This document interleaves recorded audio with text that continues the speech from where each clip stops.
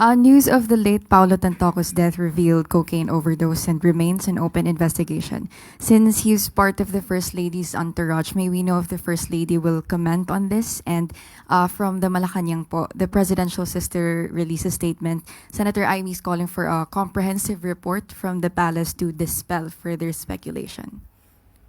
Nakakalungkot dahil yung mga pribadong tao na nagluluksa ay nadadamay sa pamumulitika.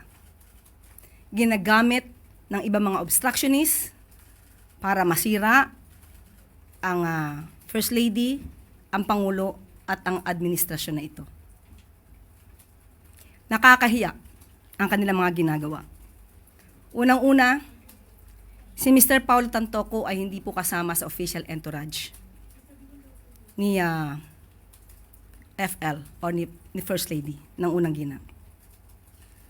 Nakakahiya dahil gumawa sila ng peking police report.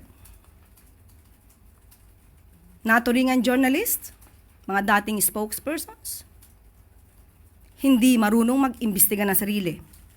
Hindi sila nagiging journalist, kundi nagiging propagandista ng kanilang mga sinusulong na interes. Ang sinasabing police report na naipost sa Facebook ay isang malaking kasinungalingan. Kahit kayo po mismo ay maaaring mag-imbestiga sa nasabing lugar, sa Beverly Hills Police Department, para malaman nyo na yung nilagay sa Facebook na may guhit na color pink, kung di ako nagkakamali, ang parting yon ay dinagdag lamang. Nag-start ang mga salitang, and I quote, "and the cause of initially suspected to be drug overdose," up to the word "Miro," yan po ay dinagdag lamang.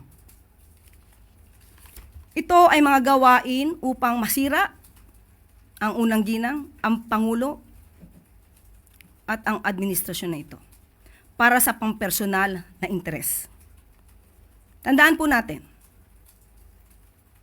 ang unang ginang po, nung siya ay nasa Los Angeles, ay meron po siyang security service na provide ng US.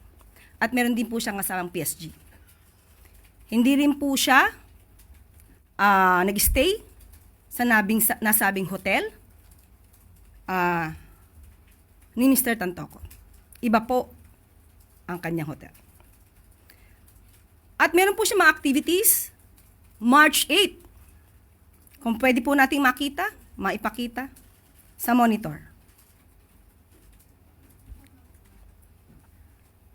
March 8, makikita niyo po sa screen na mayroong konsyerto para sa Filipino. Makikita niyo sa larawan din, Secretary Cristina Frasco. March 8 yan ginanap, hapon hanggang gabi. Papaanong masasabi ng mga obstructionist na to, ng mga fake news peddlers na to, ang patungkol sa nakita nila mga tao doon sa vicinity? Kaya po yan ay dinagdag lamang. Nandito naman po yan sa Facebook ng unang ginang. Pero kahit ito po ay nasa Facebook at ito po ay nai-report naman, pilit nilang binabago ang kwento at nakakalungkot dahil kapwa Pilipino ang kanilang niloloko para sa kanilang personal na interes. So muli, sa mga journalist na nagpapanggap na kayo journalist, pero lumalabas na kayo propagandista, maawa po kayo sa bansa. Maawa po kayo sa taong bayan. Huwag niyo pong lokohin ang mga Pilipino. Sunod na tanong, Tina Maralit, Manila Times. Good afternoon, Yusek.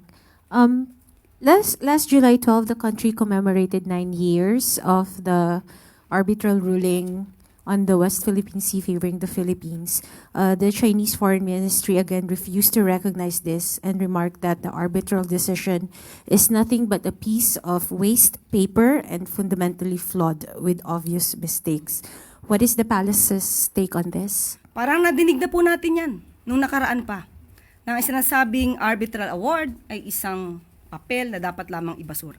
Hindi po ganyan ang paningin at pananaw ng kasalukuyang administrasyon. Nagsalita na po si Secretary Tess Lazaro, nagsalita na rin po si Secretary Gibo Chodoro, pati na po si Secretary Anyo. Isang tagumpay po na mapaalam sa buong mundo kung ano ang ipinaglalaban natin at kung ano ang para sa Pilipinas at para sa taong bayan. Muli, ang Pangulo hindi isusuko ang soberenya, ang karapatan ng bansa at ang taong bayan, kahit kanino pa man. Follow-up lang po, Yusek. What would the palace like to convey to the countries who continue to stand by the Philippines with regard to the issue on the WPS? Muli, tayo ay lahat Pilipino. Dapat po tayo ay nagkakaisang ipaglaban kung anong meron tayo. Manatili po tayo maging pro-Philippines, makabansa, makabayan. Huwag natin tularan ng iba na not pro any country. Thank you. Next question, Ace Romero, Philippine Star.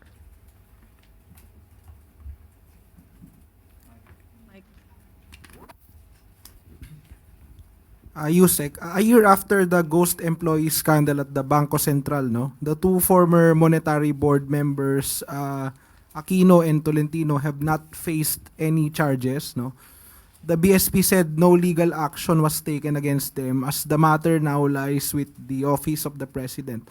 Since the president already emphasized the need to ensure accountability in the government, will he push for the filing of charges against the two former board members, monetary board members of BSP? Patungkol po sa mga criminal cases, yan po ay sakop na po ng ombudsman. Ang patungkol naman po sa administrative case ay sakop po ng Office of the President. Sila po ay natanggal at mutan academic na po ang patungkol sa administrative case. Okay, tignan na lang po natin kung may maisasampang kaso sa kanila na magmumula sa ombudsman. But will the Office of the President support any effort to file legal actions or criminal complaints against the two former officials of the central bank? Aaralan po yan dahil sa ngayon po tinanggal sila at yun naman po ang nais ng Pangulo. Ang nais ng Pangulo ay maging malinis ang kanyang administrasyon at kung may dapat na managot, dapat lang managot. Salamat po. Next, Rich Bon Quevedo, Tribune. Good morning, Yusek. Clarify ko lang po, ma'am, yung resignation po ni ERC. Ano ba yung, may reason po ba siya na ibinigay? Or ano rin po yung surrounding, ano po ba siya? Was it forced resignation, part of the courtesy resignation, or on her own decision po? Irrevocable resignation po kasi ang kanyang ibinigay at yun lamang po ang aking maibibigay sa kasalukuyan. Okay ba? Question lang din po, Yusek, kasi may statement po si Senator Raffy Tulfo about online gambling. He is hoping that, isingit ko lang po ito, he is hoping that in the upcoming SONA magkaroon po ng somehow decision si President Marcos regarding the banning of online gambling. Ang mga pagpapasyang ganito po ay talagang pinag-aaralan kung ito ba'y makakaapekto sa ekonomiya, makakaapekto sa mamamayan, at hindi po tayo maaari magpadalos-dalos dito. Dahil minsan ko po, kapag ka po mismo ang legal at license na mga online gaming sites ang iyong ibaban, mas dumadami ang mga illegal na online gaming sites. At yan po ay mas nakakaapekto sa ekonomiya. So pinag-aaralan po yan ng Pangulo. So wala po, ma'am, na ongoing po, ma'am, right currently po, ma'am, may discussion po ba with the President Marcos and concerned agencies regarding po dito sa issue na to, kasi nag-viral na po siya and across all industries na po para naapektuhan na rin siya. May discussion po ba with? Opo, pinag-aaralan po siya. On my part na lang po, Yusek. In relation to the upcoming SONA, may last time po kasi nagkaroon ng parang letters na natanggap si President Marcos from yung mga supporters niya, yung mga gusto po magpahatid ng mga mensahe. This time po ba may ganun po ba ulit na pangyayari? Something that the Filipinos would want to hear from the President, or something that would help the President decide on his agenda in the next 3 years? May ganun po ba? Meron po. Meron po. Meron pong ganyan. Malalaman po ba namin dito, Yusek, or abangan na lang po namin sa... Mas masarap yung exciting part sa SONA. Diba? Thank you po, Yusek. Next, Dexter Cabalza, Inquirer.